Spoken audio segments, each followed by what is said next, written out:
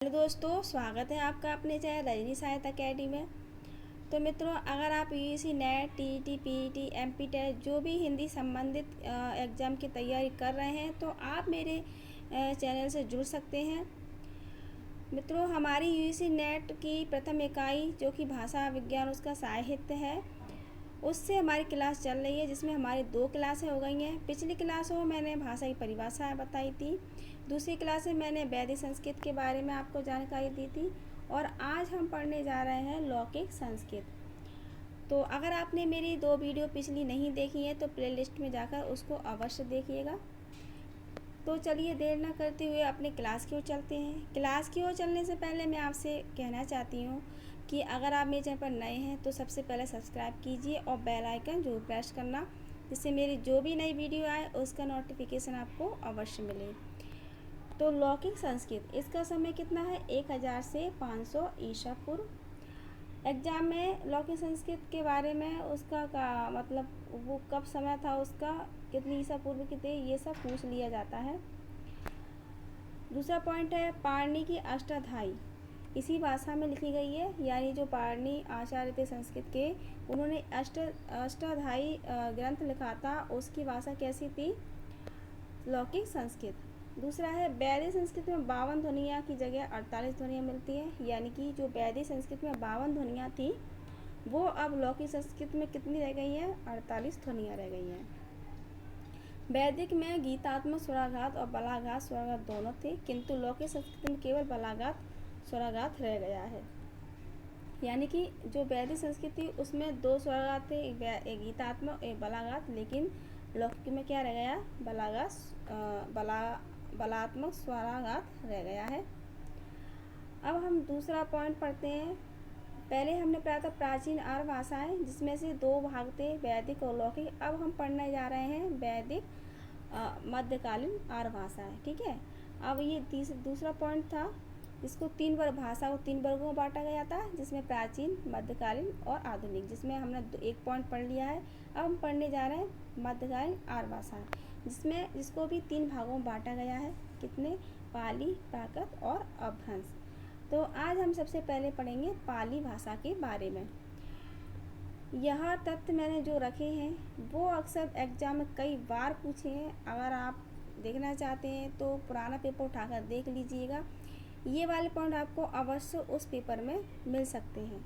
तो पाली भाषा, इसका समय है 500 ईसा पूर्व से 1 ईस्वी तक, ठीक है। पाली का अर्थ है बुद्ध वचन, या फिर पाली का अर्थ होता है पालने वाली भाषा, यानी पाली का अर्थ होता है बुद्ध जो महात्मा बुद्ध थे वो अपना प्रवचन किस में देते थे? पाली भाषा में देते थे। और पाली का अर्थ है पालने वाले को भी पाली कहते हैं। पाली शब्द की उत्पत्ति पल्ली, पाटली या फिर पल्ली अर्थ पाली शब्द की उत्पत्ति पल्ली या पाटली भाषा से हुई है, और पल्ली का अर्थ होता है ग्रामीण या ग्राम भाषा, जबकि पाटली का अर्थ होता है पाटलिपुत्र या मगध की भाषा।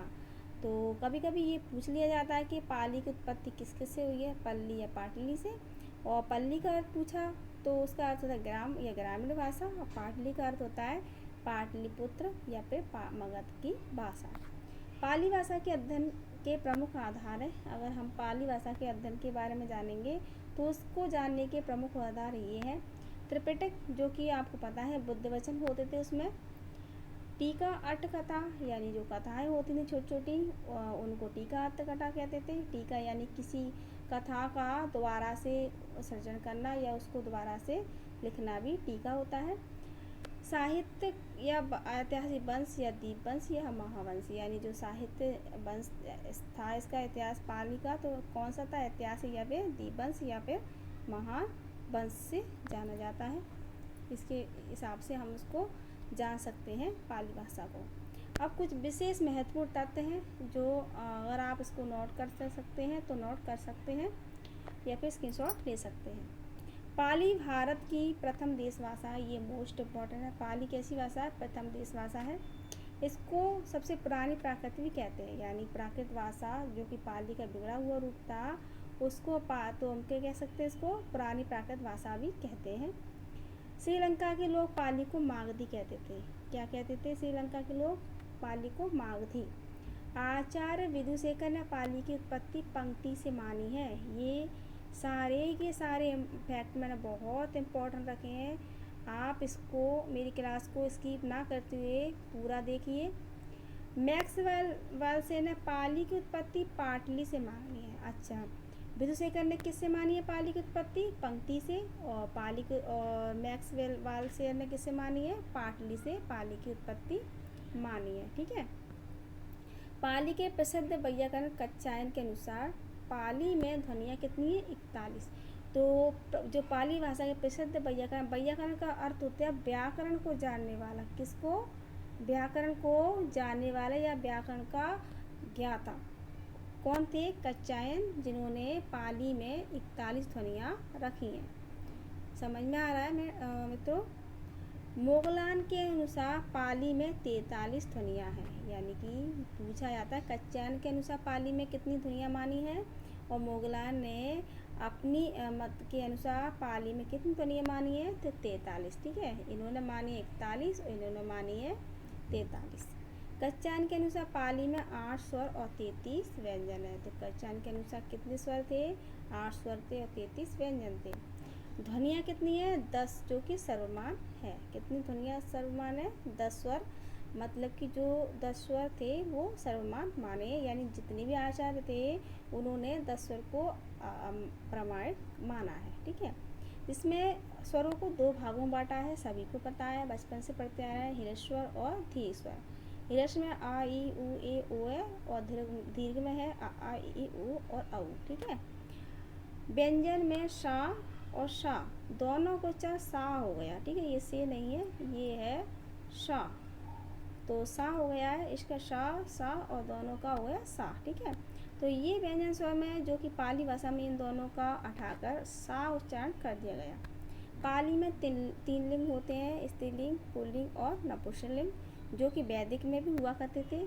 तो वैदिक में भी 3 लिंग थे और लौकिक में भी 3 लिंग थे। 2 वचन हैं, बहुवचन और एक वचन और बहुवचन, जिसमें द्विवचन को हटा दिया गया है। तो पाली में द्विवचन को क्या कर दिया है? हटा दिया गया है। तो मित्रों, यहाँ हमने आज पढ़ा था पाली के बारे में, कल हम पढ़ेंगे प्राकृत और अपभ्रंश के बारे में।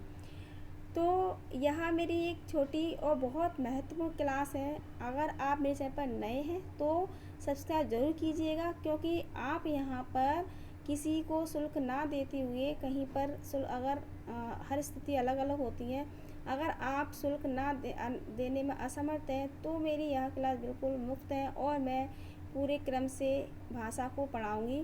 तो मेरे चैनल को सब्सक्राइब ज़रूर कीजिएगा और अपने मित्र में शेयर अवश्य करिएगा। क्लास को अंत तक देखने के लिए बहुत बहुत धन्यवाद।